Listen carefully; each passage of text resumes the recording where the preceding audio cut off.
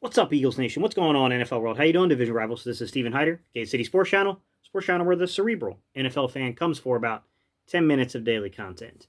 All right, guys, today's topic, Isaac Seumalo. He restructures his contract, guys. We've all been kind of talking about this, guys. You know, I've made several videos where I told you guys, if you look at restructures, it's a pretty easy process. You just kind of look at the base salary and you see where you can get potential cap savings by taking base salary and converting it into something else, right? Um, if I spoke on this one to say why I think this one might be a little surprising, it's not surprising that he did something with his contract, but I'm a little surprised that they just restructured it, right? Because Isaac Seumalo, he's a younger guy. Like, you know, to me, I thought he was a very, very much a prime candidate to extend, to sign an extension over necessarily just restructuring the contract. But I mean, I guess maybe they want to kind of see how the season plays out and see what they're going to do in terms of like who's going to be the future center. I'm assuming that the way that they're going to look at this as an organization is to say that there's a different evaluation between what you pay a center compared to what you may pay a left guard. You know what I mean? Maybe that's what's going on between the agent, the front office. I mean, I don't know, guys. It's speculative. It's hard to say, but that's something I could definitely kind of see as something to keep your eye on, something to kind of watch out for. That it might make sense that there could be some tension between the valuation between playing guard compared to being the center of the football team. And we know that that's not going to happen in 2021. So maybe Isaac said, hey, look, why don't we just work through a restructure? Then we can work on you know, a renegotiation or an extension, if you will, the following season. I think that could potentially be what's going on here, guys.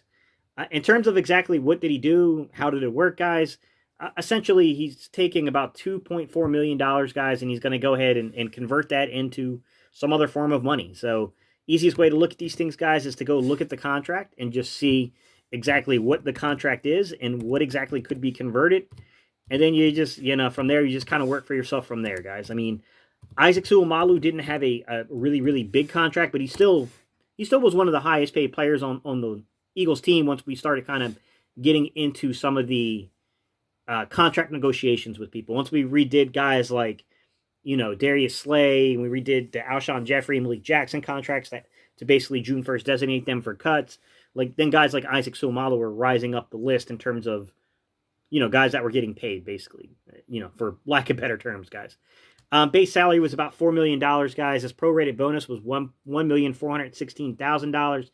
No guaranteed money on the contract. That's why I think it's a little surprising because he's only 28. Like, yeah, I guess, it is what it is, guys.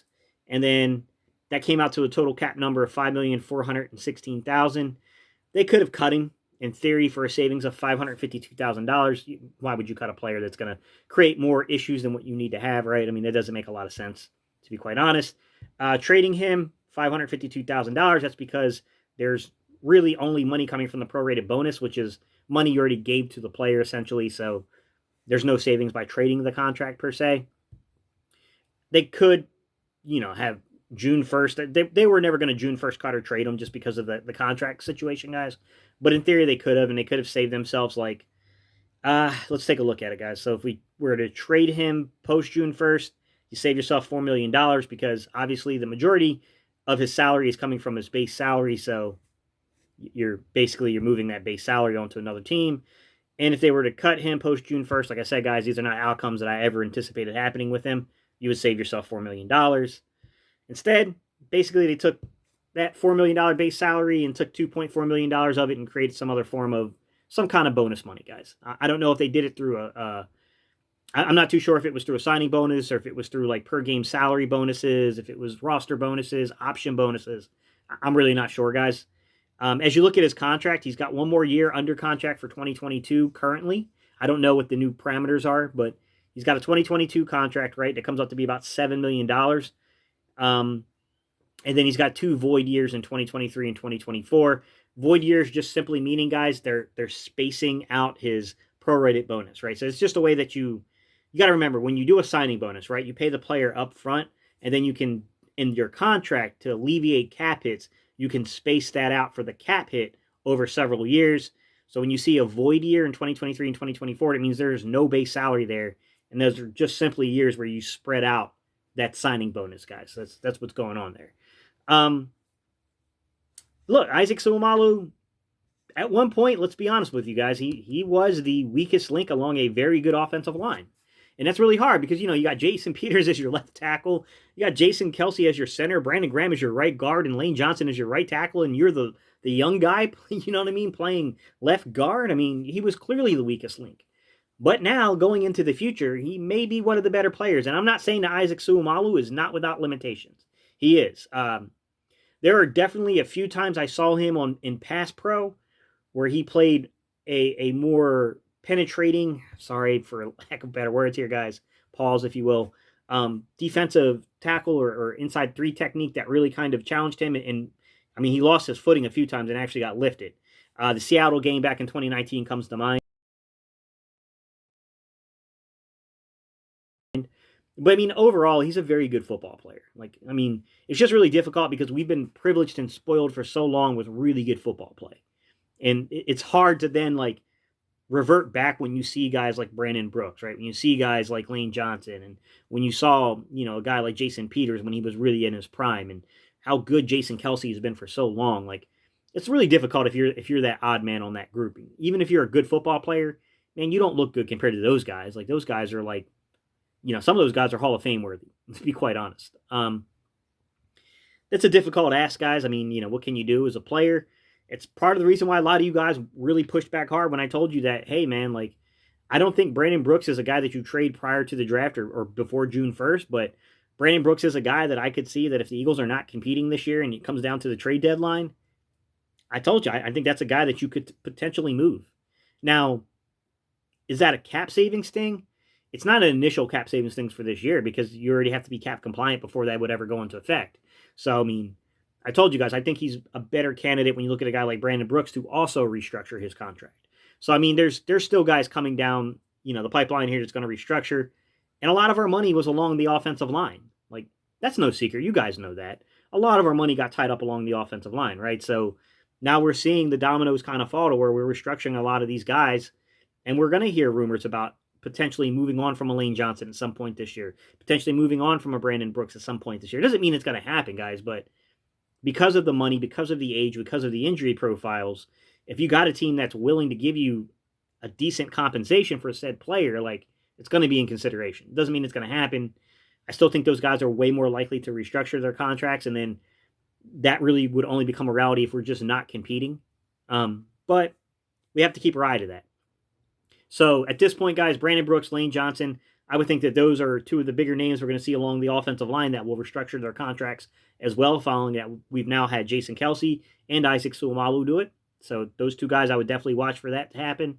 And then defensively, Brandon Graham is going to definitely restructure it. Something's going to happen with Derek Barnett, whether it's a trade, whether it's a cut, or whether it's him signing an extension and then bringing down that base number in said extension, and then or restructuring the contract. Something's going to happen with Derek Barnett as well. Fletcher Cox is the highest paid player on this football team. I know he's restructured his contract 1,000,001 times. So is Lane Johnson, to be fair. A lot of people have. So that's the other guy that you're going to probably see that some savings are going to come from in some form, some way, probably through restructure. Perhaps they renegotiate his contract and they extend him. I doubt it. It could happen, though. I mean, I've learned to never say never, guys, with these things. I think a lot of these guys are more restructurers that are older, but we'll see what happens here, guys. I mean, we all knew, I told you guys this a long time ago, that back in January when I made those first videos about our cap situation, I told you guys, look, this is what's going to happen. To beware, these are the players. I can tell this by looking at their contracts. I can tell this by looking at the cap situation we're in. I think if we weren't so far behind the, 8 ball, if you will, when it comes to the salary cap situation, then I think these things would be a little harder to project because we're so far behind. This made this an incredibly easy situation to project this year, to predict what was going to go on, guys. That's it, guys. I mean, we can have conversations if y'all want to in the future, where we can talk about just how much cap space can actually be created into the positive flow of things. I think that's a completely different conversation, because then you have to really kind of look upon like what's happening. But hey, I mean, we have these small little incremental steps that are happening. We just saved almost $2.5 million. It's about $2.4 million, but almost $2.5 million just got saved right here. So each day we're chipping away at that cap number a little bit. I told you guys once it started, it was going to keep accelerating. It's going to keep accelerating all the way up to March 17th, guys, because that's the date that the Eagles have to be cap compliant, or penalties will ensue and things will happen. So, yeah, that's the way it is, guys. We'll definitely get there. There's no doubt about that part of it. It's just a matter of how do we get there, and do we get there by having to shave too many players? I don't think so, guys. I mean, I still think that there's, you're probably going to see a Zach Ertz go. I think that's a definite. But, I think, Marquise Goodwin could potentially be axed if they can't come to an agreement close to a league minimum. But my guess is that they'll try to restructure that contract too before they cut him. But things are happening. Moves are being made, guys. Told you it was going to happen. The next 7 days are going to be real eventful, guys. Stay tuned. There's going to be a lot of contract shifting going on. I can tell you that now. All right, guys. Peace. I'm out here. I'll see you on the next video. Don't forget, if you want to support the channel, you can buy me a cup of coffee. Link is in the description below. Also, don't forget to like, comment, and if you're not subscribed, please hit that subscription button, guys. It does a whole lot for the channel.